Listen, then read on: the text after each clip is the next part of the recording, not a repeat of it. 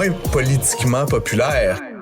Francis Gosselin, pour savoir et comprendre l'économie. Bonjour Francis. Salut Mario. Ouais, alors c'est ce moment où Justin Trudeau s'est levé à la Chambre des communes là, pour accuser l'Inde en lien avec le décès de l'assassinat d'un citoyen canadien. On est de jour en jour dans les répercussions de ça et aujourd'hui tu nous amènes vraiment là dans le monde économique, rappelant que c'est quoi le sixième puissance économique du monde, que l'Inde, le pays le plus populeux maintenant.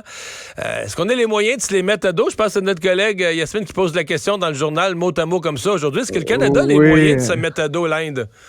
Ben c'est ça, effectivement, Mario, c'est quand même une situation étonnante. Évidemment, on veut pas laisser n'importe quel pays là, venir indûment assassiner des gens sur notre territoire. Ça, on le comprend. Ouais, ça, là-dessus, tout le monde est d'accord. Par contre, ben, deux choses, là. Monsieur Trudeau, il vient de revenir du sommet de l'ASEAN. Il vient de revenir de l'Inde. Tu te rappelles, son avion a été pris là-bas. Oui, on a entendu parler. Ouais, tu sais, mais dans le fond, tu sais, c'est un partenariat. Puis il y a eu, il y a quelques semaines, Mario, des communiqués qui ont été émis par les deux pays en disant, parce qu'il y a eu une entente là, de commerciale entre les deux pays qui est en train de se négocier, qui avait vraiment l'objectif de clore cette entente-là avant la fin de l'année de calendrier 2023, Mario. Je rappelle que l'Inde, c'est pas un très gros partenaire commercial, mais quand même, on échange à peu près 8 milliards de dollars par année avec eux. Puis ce qui est intéressant, contrairement, mettons, à d'autres, les États-Unis, par exemple, c'est qu'on importe autant qu'on exporte. Fait que c'est vraiment un beau partenariat, Mario, où on envoie des choses, on en reçoit d'autres. Et puis, donc, il y aurait un potentiel éventuellement que ça génère plusieurs milliards de nouveaux PIB pour le Canada.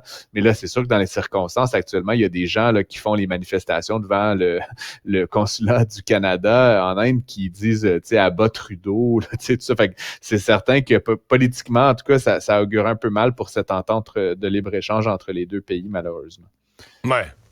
Ouais, mais tu parles de croissance des échanges, on a 8 milliards d'échanges, mais c'est parce que Francis, c'est le pays, dans le top là, des 10, 15, 20 pays les plus influents du monde économiquement, le puissant du monde économiquement. Corrige-moi, c'est celui qui a la plus forte croissance économique, là, la croissance en Inde. Parce qu'ils ont beaucoup de jeunes, ils ont une croissance démographique, une croissance de population.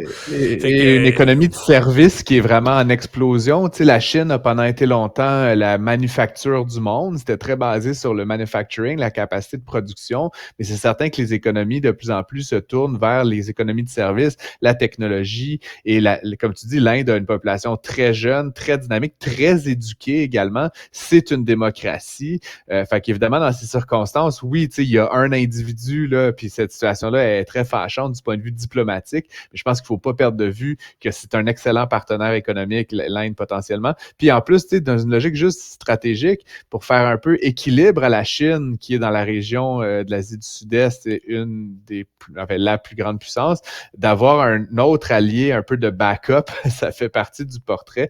Le Canada et les États-Unis, évidemment, sont très conscients de ça. Donc, on veut pas se mettre à dos l'Inde alors qu'on est en train un peu de se mettre à dos la Chine sur d'autres enjeux. Mais c'est pour cette raison-là, exactement, Francis, que le Canada a eu aucun allié. Il semble que le Canada, avant de dénoncer Justin Trudeau, avait appelé les États-Unis la Grande-Bretagne et tout le monde lui a dit « Ouais, vas-y, là, dénonce ton affaire », mais personne l'a appuyé.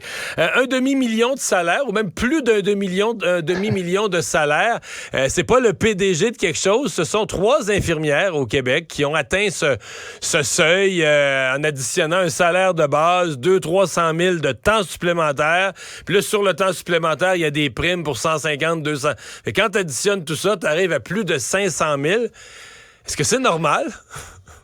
Ben, écoute, Mario, je veux dire tant mieux pour ces dames-là, là, ou ces hommes, là, on sait pas d'ailleurs leur genre, mais tu sais, c'est juste, pour moi, c'est sidérant, puis c'est pas comme, je respecte énormément les infirmières, je pense qu'elles devraient très bien gagner leur vie, mais 530 000 $. Oui, mais là, on parle, Francis, de personnes, moi, j'ai vérifié, mathématiquement, pour gagner ça, il faut que tu travailles 7 jours par semaine, 16 heures ou presque, là. Oui, c'est ça, effectivement. Donc, tu fais du temps supplémentaire tout le temps. Oui, c'est ça, exactement. Comme je dis, ça, pour moi, encore une fois, je veux sortir la conversation de ces cas-là individuellement, mais ce que ça dit sur le système économique de la santé, Mario, c'est que, tu sais, entre toi et moi, le 7e jour, ta 16e heure, là, t'es pas aussi bon que la première. Puis encore, comme ça s'arrête jamais, tu sais, il y a quand même une notion de week-end, là, ou de, je sais pas, prendre des jours de congé. De repos, ouais. Pourquoi? Pour être plus productif quand tu reprends le travail. Là, je veux dire, si le dernier siècle nous a appris ça, c'est que de se reposer, ça engendrait de la productivité. Donc, c'est certain qu'à un moment donné, tu peux pas être aussi bon à la 72e heure qu'à la première. Et l'autre affaire, Mario, c'est juste en termes de gestion des ressources. Quand une personne, quel que soit le nombre d'heures qu'elle fait, te coûte 500 000 $ pour une formation d'infirmière, c'est que il y a un gros problème, tu comprends? Je veux dire, t'imaginerais-tu ça dans le privé que quelqu'un qui est un employé avec une formation collégiale vient de gagner un demi-million de dollars par année? Il me semble qu'il y aurait de la gestion des ressources humaines qui s'impliquerait là-dedans avant la fin de l'année. Donc, il y a vraiment un enjeu d'allocation problématique des ressources. Ouais. Puis encore une fois, je plains à la limite ces personnes-là qui ont gagné ces salaires-là parce qu'après, tu as plein d'argent dans ton compte, mais tu n'as plus d'amis, plus de vie. J'espère qu'ils n'ont pas des enfants.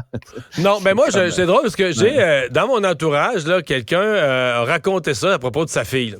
J'ai entendu de mon entourage lointain, mais j'ai entendu cette histoire-là d'une personne que sa fille s'est dit... je vais le dire dans des mots des années 70, là, je fais ma Bay James. Tu sais, je vais m'acheter une maison, je vais quasiment payer cash, là, tu comprends? Je vais travailler follement pendant 1 an, plus de loisirs, plus rien, puis après ça, je vais avoir une... Puis la personne n'a pas l'intention de le faire pendant 22 ans, elle va faire ça 1 année. Mais est-ce que c'est normal? Je pense que tu poses quand même la bonne question. Ce que ça nous dit aussi, Francis, c'est bon, OK, 3 exceptions ont gagné 500 000. Mais ça nous dit aussi que dans le discours syndical, elles ont peut-être raison de dire qu'on les épuise, on les éreinte, les horaires de travail sont pas acceptables, etc. Je l'entends bien.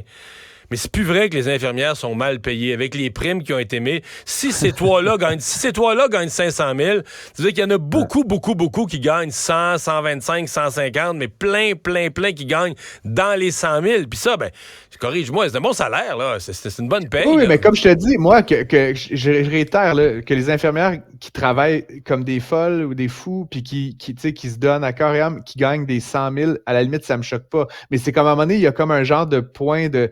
C'est absurde, tu comprends, Mario? Il y a des entrepreneurs là, qui travaillent aussi 16 heures par jour, 7 jours sur 7, comme des fous, qui prennent plein de risques, qui ont plein de dettes à la... Tu sais, prends les agriculteurs, Mario, là, qui travaillent comme ça, là, 16 heures par jour, 7 jours par semaine, ils gagnent pas 500 000 $, ces gens-là. Tu sais, fait qu'à un moment donné, c'est comme un problème, je trouve, dans l'économie globale, quand tu as des gens comme ça, oui, qui travaillent fort, mais qui ont un niveau de rémunération c'est comme un peu jouer le système rendu là, tu comprends? Parce que, Mario, j'en connais des gens, des entrepreneurs, des agriculteurs, des gens qui travaillent comme des fous, puis tu sais, ils gagnent 100, 125, 150, mais à un moment donné, il y a comme un max de ce que tu peux aller gagner dans l'année qui est jamais 530 000 $. Fait que pour moi, c'est choquant un petit peu. Encore une fois, c'est pas un jugement individuel, c'est un jugement sur le système. Sur le système, je comprends bien. J'ose espérer que ces gens-là, ils vont être ciblés pour leur donner des vacances rapidement. Ouais, toi, tu t'inquiètes.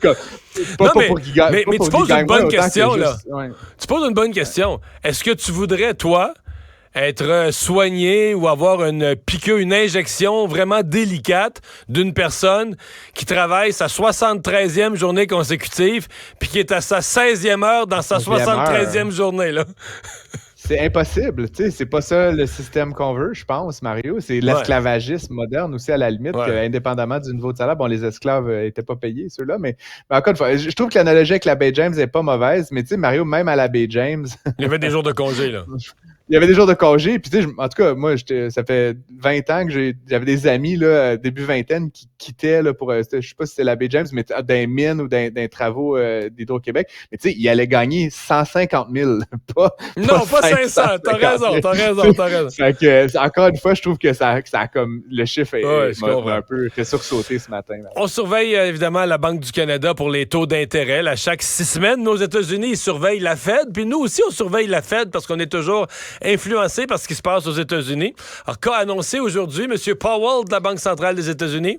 Ben, sans grande surprise, là, Mario. Puis, tu sais, nous, il va falloir attendre jusqu'au 25 octobre. Fait qu'on a comme un petit mois pour faire nos prédictions. Là. Les dés sont pas encore jetés, mais la Fed donc, a décidé aujourd'hui de ne pas changer son taux directeur. Donc, il est dans une braquette là-bas, mais autour de 5,25, juste un petit peu au-dessus du niveau de la Banque du Canada. C'est une bonne nouvelle pour plusieurs raisons. Évidemment, on le dit toujours, la Banque du Canada, en principe, elle ne dépend pas de la Fed, évidemment, pour prendre ses décisions, mais c'est sûr que s'il y avait un écart trop grand qui se creusait entre la Fed et la Banque du Canada, ça aurait un impact sur le taux de change, puis éventuellement, ça pourrait créer des pressions inflationnistes parce qu'on importe quand même pas mal d'affaires des États-Unis. Ouais, si notre dollar tombe trop bas, ça crée de l'inflation, là, nos importations coûtent cher.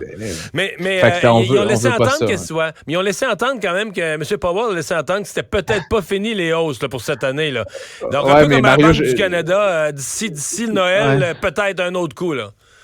Mais j'ai pas eu le temps de le faire cet après-midi en préparant ma chronique, mais je pense que c'est à peu près la 16e fois qu'il dit exactement ça, M. Powell. Il pourrait y avoir une autre hausse, tu sais, comme cette espèce d'épée de Damoclès du taux directeur. Mais honnêtement, comme je le dis souvent, Mario, dans l'inflation, il y a 4 composantes, puis une, c'est la psychologie des consommateurs. Fait qu'en disant que ce n'est peut-être pas fini, ça fait en sorte que les gens, ils se mettent pas dans le mood, c'est la fin de ça, fait qu'on va se remettre à dépenser. Ils se gardent une petite gêne, ils accumulent pas plus de dettes. Et donc, ce faisant, tu sais, la psychologie, c'est un gros contributeur au ralentissement de l'inflation. Donc, c'est franchement, cette citation-là de M. Powell, elle m'a fait beaucoup rire aujourd'hui parce que je te dis, ça doit faire 13, 14, 15 fois que je l'entends dire exactement ce bout de phrase-là, là, que ce n'est pas fini. Francis, merci. À demain. À demain.